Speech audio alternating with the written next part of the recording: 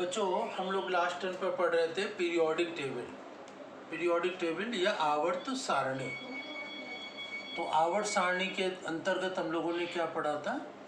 जो मेंडलीव की आवर्त सारणी है, फिर जो एटॉमिक वेट या परमाणु भार के आधार पर दी गई है, और उसके पश्चात मोज़ले ने एटॉमिक नंबर दिया, तो एटॉमिक नंबर के आधार पर जो मॉडर्न मॉडिफाइड पीरियोडिक टेबल बनी उसको डिस्कस किया। फिर इलेक्ट्रॉनिक कॉन्फ़िगरेशन, इलेक्ट्रॉनिक विन्यास के आधार पर जो लॉन्ग पीरियोडिक टेबल बनी उसको डिस्कस किया था। लॉन्ग पीरियोडिक टेबल, दीर्घ आवर्त सारणी, उसको डिस्कस किया।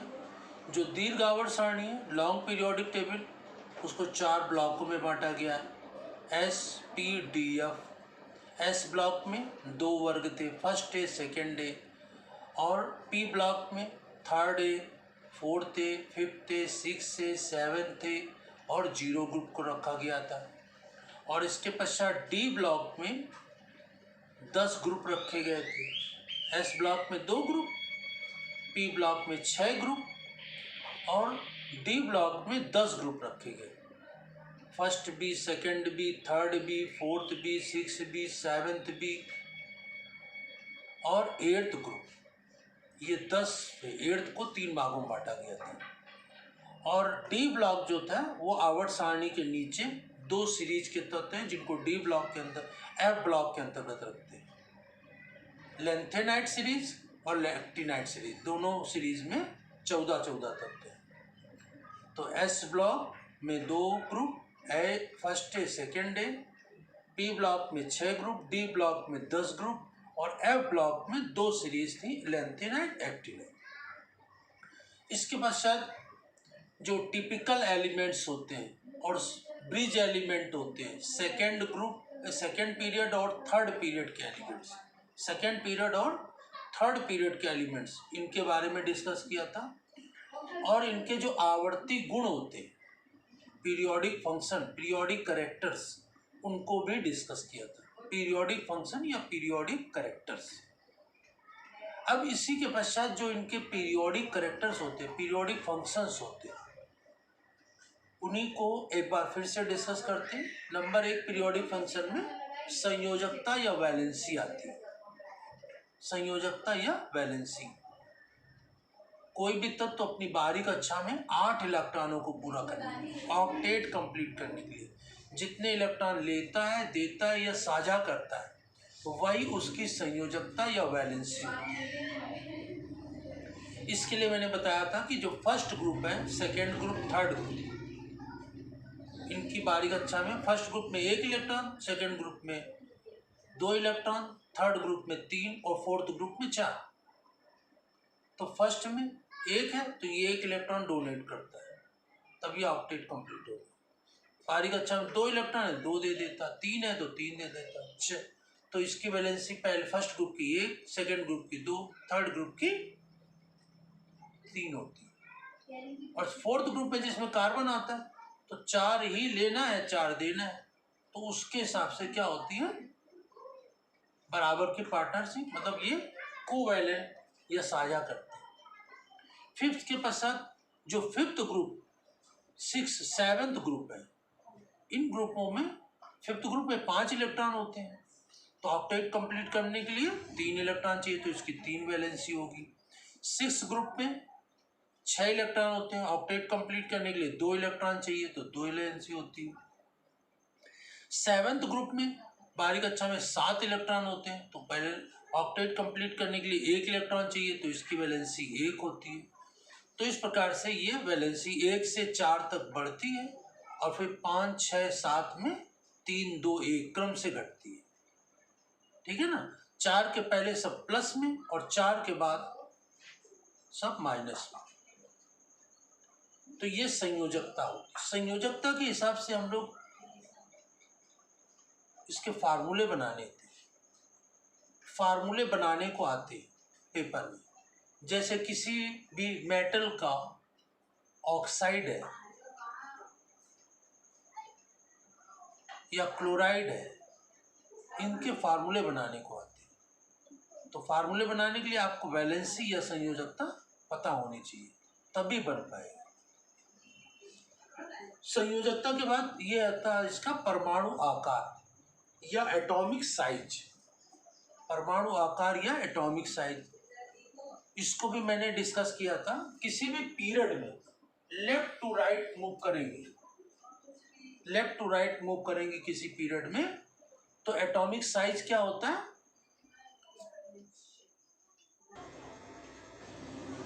तो किसी भी पीरियड में लेफ्ट टू राइट मूव करने पर इनका साइज क्रम से छोटा होता चला जाता है, क्योंकि न्यूक्लियर अट्रैक्शन फोर्स, नाभिकीय आकर्षण बल बढ़ता चला जाता है, जिसके कारण इलेक्ट्रॉन बाहरी कक्षा के केंद्र की ओर खींचते हैं, जिससे कि इसका साइज छोटा होता चला जाता है। जैसे फर्स्ट ग्रुप का साइज बड़ा, सेकेंड ग्रुप का उससे छोटा, फिर थर्ड ग्रुप का उससे छोटा, फिर लगातार ऐसे छोटे होते चले जाते हैं। तो इस प्रकार से ग्रुप छोटा, इसमें एटॉमिक साइज छोटा होता चला जाएगा, लेफ्ट टू राइट मूव करते हैं पीरियड में, किसी भी पीरियड में, सब पीरियड में ऐसा, ठीक है ना। ऐसा क्यों होता है? लास्ट टाइम पे हम लोगों ने डिस्कस किया था कि जो सेल होते हैं, नंबर ऑफ सेल, उस कक्षकों की संख्या किसी भी पीरियड में वही रहती, लेकिन बाहरी कक्षा में इलेक्ट्रॉनों की संख्या क्रम से बढ़ती चली जाती है, प्रोटॉनों की संख्या नाभिक में बढ़ती चली जाती है। तो नाभिकीय आकर्षण बल या इसका जो न्यूक्लियर अट्रैक्शन फोर्स वो बढ़ने के कारण इलेक्ट्रॉन केंद्र की ओर खींचते हैं, जिससे साइज छोटा होता चला जाता है।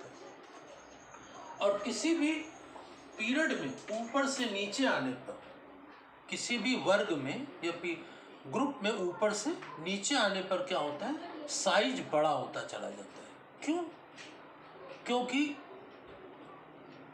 नंबर ऑफ सेल बढ़ते चले जाते हैं। जैसे सबसे ऊपर की सेल 1, फिर नीचे 2 सेल, फिर 3 सेल, फिर 4 सेल।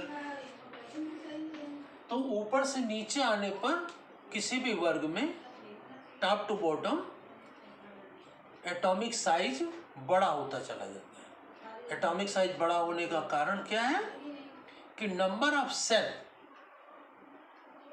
कक्षकों की संख्या वो बढ़ती चली जाती है, नंबर ऑफ सेल बढ़ते चले जाते हैं, जिससे कि इनका आकार बड़ा होता चला जाता है, परमाणु आकार, ठीक है ना।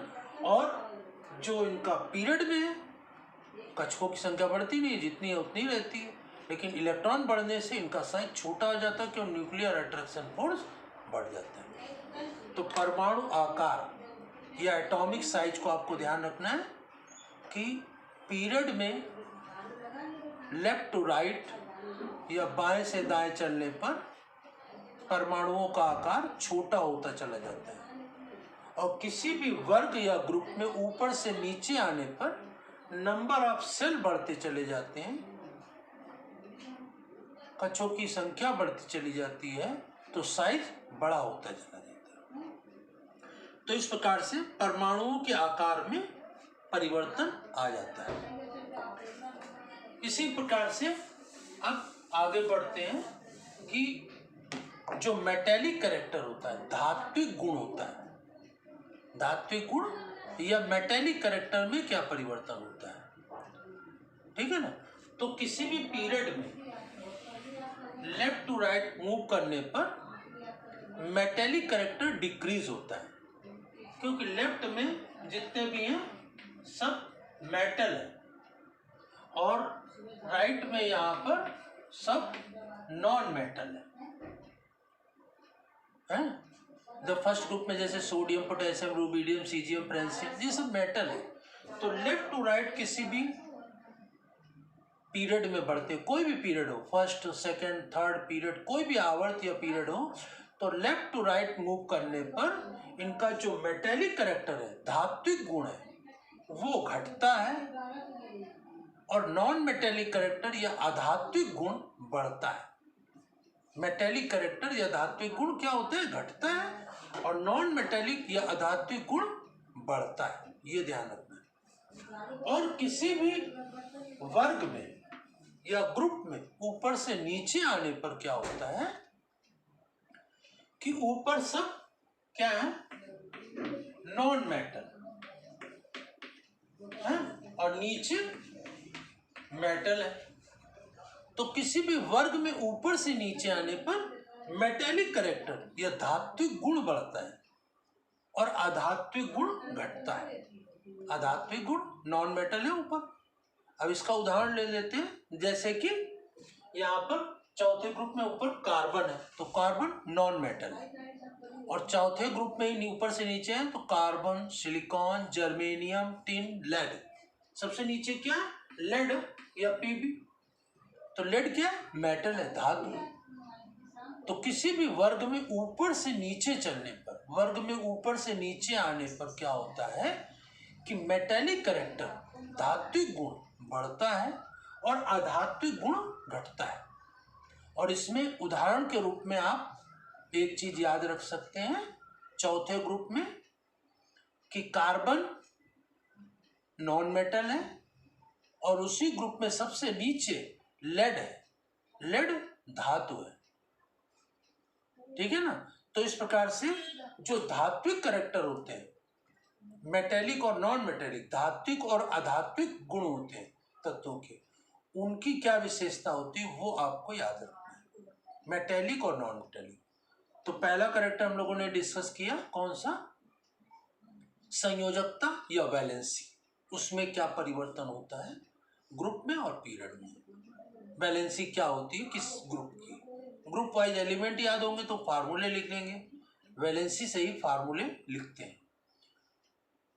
वैलेंसी, फिर इसके बाद एटॉमिक साइज, वैलेंसी क्या होती है, एटॉमिक साइज क्या है, और मेटेलिक और नॉन मेटेलिक कैरेक्टर, ठीक है ना।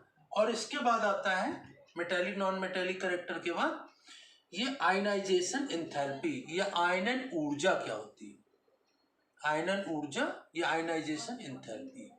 तो किसी भी तत्व के, किसी भी एलिमेंट्स के आउटर मोस्ट सेल से, बाहरी कक्षा से एक इलेक्ट्रॉन निकालते के लिए, बाहर निकालने के लिए जितनी ऊर्जा की आवश्यकता होती है उस ऊर्जा को ही आयनन ऊर्जा या आयनाइजेशन एनर्जी या आयनाइजेशन एंथैल्पी कहते हैं,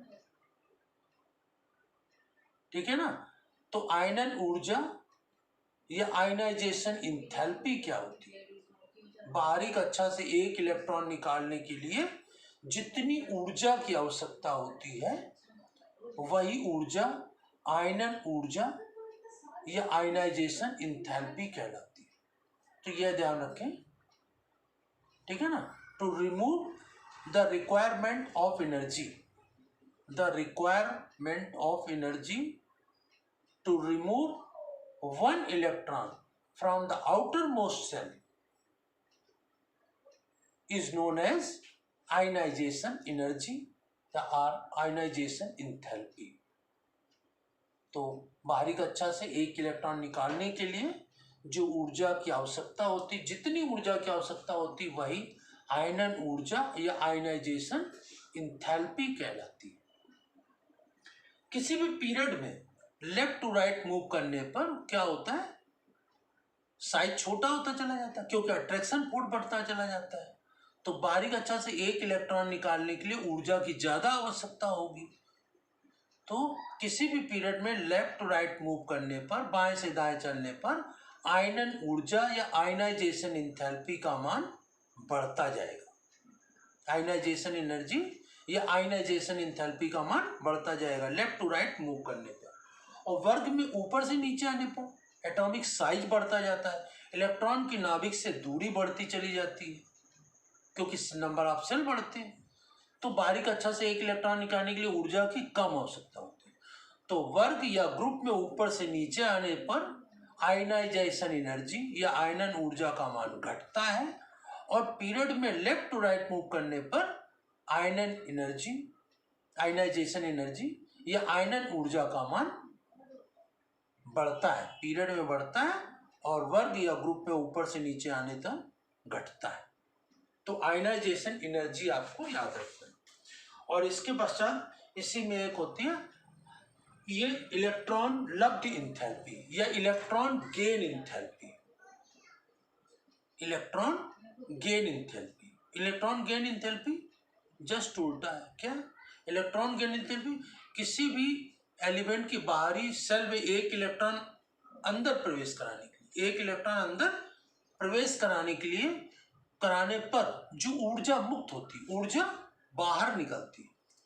तो किसी भी एलिमेंट के, एटम की आउटर मोस्ट सेल में, बाहरी कक्षा में एक इलेक्ट्रॉन जब अंदर प्रवेश कराते हैं तो ऊर्जा बाहर निकलती है, और जो ऊर्जा बाहर निकलती है वही उसकी इलेक्ट्रॉन गेन एंथैल्पी कहलाती है, या इलेक्ट्रॉन लब्ध एंथैल्पी कहलाती है। आयनन ऊर्जा में क्या होता है, इलेक्ट्रॉन बाहर निकालते हैं तो ऊर्जा की रिक्वायरमेंट होती है, और जब आप इलेक्ट्रॉन अंदर प्रवेश कराते हैं तो ऊर्जा अंदर से बाहर निकलती है।